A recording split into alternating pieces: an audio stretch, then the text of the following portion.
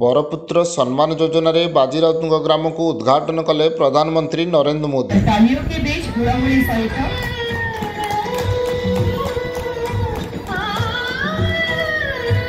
जन्मदिन आज यही शुभ अवसर में जन्मदिन शुभेच्छा और अभिनंदन जनाऊँ।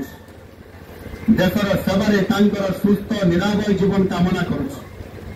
बंधुगण आपण मैंने जानती आम सरकार प्रथम वर्ष आम अनेक उपलब्धि हासिल कर वर्षक मध्य आमर कार्यक्रम ओडिशार प्रत्येक राज्य सरकारंकर 1 वर्ष एवं केंद्र सरकारंकर 11 वर्ष पूर्ति अवसर में प्रधानमंत्री नरेंद्र मोदी भुवनेश्वर जनता मैदान में एक साधारण सभा जोग देइथिले।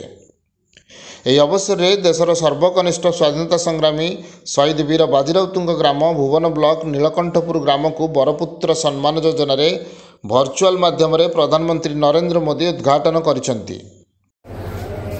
हमारी संस्कृति को समृद्ध करता रहा।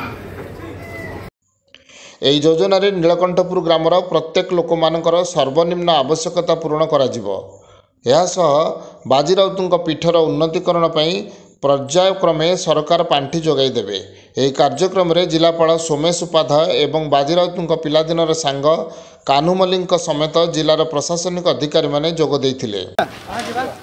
जगबंधु पृष्टि आज विशेष कार्यक्रम विधायक प्रतिनिधि भाव उपस्थित थी। माननीय प्रधानमंत्री जो ऐतिह्य ग्राम उद्योग योजना रे बाजीराउत एंतुड़ीशाला कंठपुर एक गोटे विकसित ग्राम करने आज प्रधानमंत्री के हाथ में उद्घाटन करागला।